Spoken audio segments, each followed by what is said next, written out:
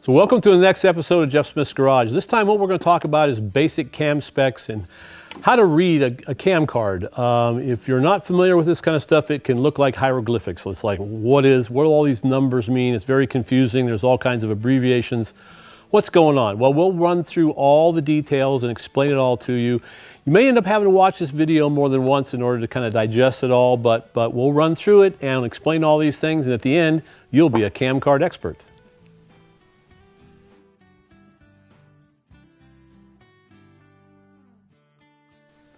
So let's start with the simplest aspects of cam timing, and let's talk about lift and duration. We'll start with lift because that's really easy. This is a cam lobe, a cross section of a cam lobe, and so what a camshaft really does is turn rotational movement into linear movement, or movement of the lifter and the push rod and eventually to the rocker arm. So that's how that works. So let's start with the simplest part of it, which is lift. This would be called the base circle of the camshaft. So the lifter is on this base circle. As the camshaft starts to rotate, it's going to start generating lift. The distance from the center line to here versus the center line, the difference down here, the difference is going to be the lift. So on a typical camshaft, you might have a lobe. Let's make it simple and say it's 300 thousandths lobe lift. Then it's going to be multiplied by the rocker ratio. So if we have a 1.5 to 1 rocker ratio with a 300 thousandths lobe lift, that's going to be 450 thousandths of total valve lift. That's theoretical. We'll get into the details of that a little bit later, if at all. But the point is, it's going to be really, really close. So that's lift and duration. Now we'll get into, or that's lift, so now we'll get into duration and tell you how that works.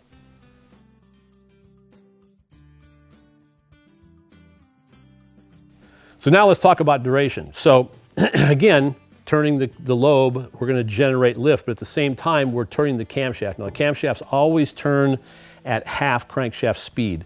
So you see these two little marks on each side of the lobe. If the lobe is turning this direction, we're generating lift. Advertised duration, which is something you'll see on the cam card, it would be specified down here at the beginning and at the very end, just as you're generating any kind of lift at all. Generally, there'll be somewhere between 4 and 6 thousandths of an inch of tappet lift. That's where we start the advertised duration number. And then the advertised duration number would end at that same, let's say, 4 thousandths of an inch tappet lift off the base circle. That's where the duration would end. Because different cam manufacturers use different numbers, you can't compare, let's say, a comp cam to an ISKI cam, because they may use different advertised starting and ending points. So Harvey Crane a long time ago said, this is all very confusing, we need a standard for the industry. So he specified 50 thousandths, which would be indicated by this second mark, which is further up on the lobe on the opening side and also further up on the lobe on the closing side. That means your duration numbers will be shorter than the advertised numbers, but everybody uses 50 thousandths. So to compare camshafts within a family, let's say hydraulic rollers, flat tappets, whatever, that you would use duration at 50 as your specified duration. That way you can compare different cams and know they're going to be very, very close. So that's the difference between advertised duration and duration at 50.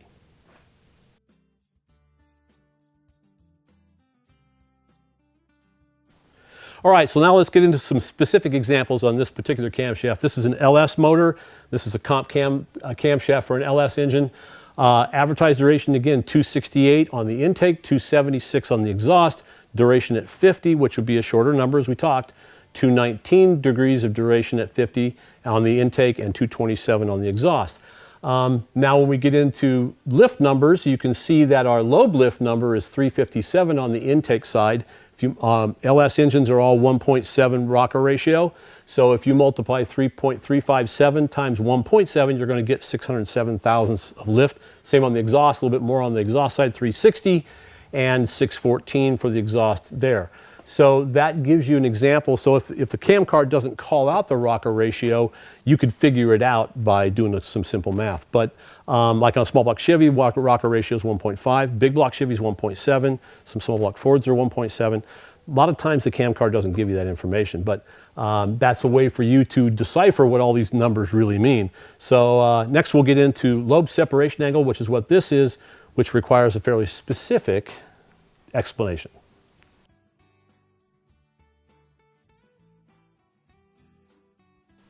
All right, now let's delve a little deeper into camshaft technology. You've probably heard terms like lobe separation angle and intake centerline, and can be very confusing. So we'll spend a little time in this particular area, but you'll be able to amaze and astound your friends when you're done with this video. So intake centerline is the position of the intake lobe, the centerline of the intake lobe relative to the crankshaft. Lobe separation angle is a little bit different. We'll just use some very simple props here because we have very low budgets. So lobe separation angle, as the engine is turning in this direction, this is your exhaust lobe and this is your intake lobe. The V angle here in the middle, and we'll show you a little comp cam's illustration of that that'll be a little better than my two fingers. But the angle between here is the lobe separation angle. In this particular call on this camshaft, it's 112 degrees. Typically 108 to 115 or 118. Stock LS engines use 120. For example, that widens the separation this way 120 degrees. Then as you get smaller with the number, the angle gets tighter to like 110 degrees, something like that. A lot of cams are 110 degree lobe separation angle for the street. I'm talking about street cams. So lobe separation angle, again, it's fairly simple concept, but sometimes difficult to kind of grasp. So there's a real simple, hand puppet way of explaining it.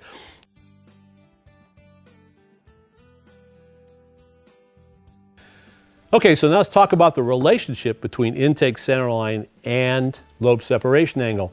Generally, if a camshaft is ground with no advance into it, you will see that the lobe separation angle and the intake centerline number will agree. In this particular camshaft, they don't agree.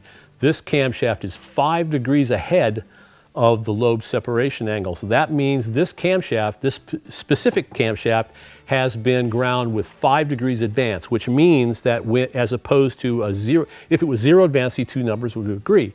So that means that cams has advanced the camshaft already relative to putting it in. That's why they give you this number. So that's when you check your camshaft, when you degree it, you're looking for this number. And we can go into another tech video on how to degree a camshaft to kind of show you how all that stuff works. Again, it's fairly simple once you understand the basics. So just remember that, so a lot of guys will say, well, hey, I'm thinking about advancing my camshaft, because I've heard that it improves the low speed torque. Well, in this particular case, comp has already done that for you. So install it essentially straight up or at this this intake centerline. So, but if you see a camshaft where the numbers are the same, 112 and 112, for example, then you could advance this slightly, for example. But most street cams that you get from most cam manufacturers, they will advance the cam anywhere from 2 to 5 to 6 degrees. This particular one is 5.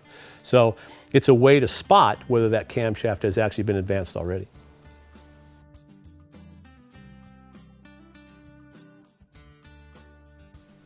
Okay, so let's give you a graduate level course on duration and show you some other numbers that are kind of fun to play with. So most cam companies will give you the intake and exhaust opening and closing points for your camshaft. Generally, those will be advertised duration numbers. So in this case, intake opening, intake closing. So if we have an intake opening of 26 and an intake closing of 62, but this is before top dead center and after bottom dead center, which means we have rotated the engine 180 degrees. So we have to add in 180 degrees. That ends up being, when I went to school, 268 degrees. Do the same thing with the exhaust. You'll end up adding 74, 22, and 180 to get 276.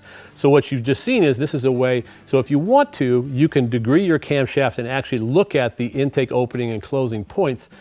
Generally, what will happen is you'll see that they may be off by a degree or so. Don't freak out over that because there's a lot of variables happening there. So if you see, for example, you check your camshaft and it actually closes at 62, 63 degrees after bottom dead center, you're around the money because chances are your opening point is not going to be accurate as either. So, but the point is, if you check all this stuff, you're within a degree, you'll be just fine. Okay, so now we run through most of the numbers, all the numbers on the cam card. You may have to watch this more than once in order to kind of internalize it all, but don't be afraid to run back through it again a couple times if you need to. It's pretty simple stuff, and you can amaze and astound your friends. So, but also now we're going to start doing this. Touch the little button down here, subscribe, ring the bell, do that kind of stuff, and help us grow Just Miss Garage. Until next time, take care.